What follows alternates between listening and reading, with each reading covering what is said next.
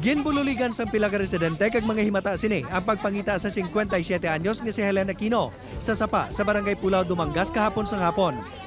Makaligat ang ginabuluban ta 30 minutos. Nakita ng lawas sini. Gilayon ni naging patakas kag gindapatan sa first aid.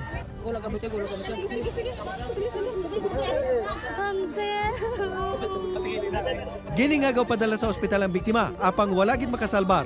Suno sa magulang sini, nagaisahanon ng biktima nga nagapanguha sang kagingking nga panggatong sa pangpangsang sapa.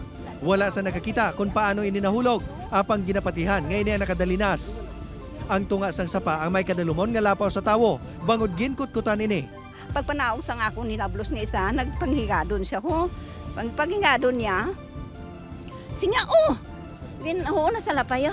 Suno sa Dumangas MPS, kumbinsido naman ang pamilya nga aksidente ang natabo. Nga hindi naman sila magpa-autopsy kay ti natabuan man to nga nakita gid nila nga kapan-kapan sir mo.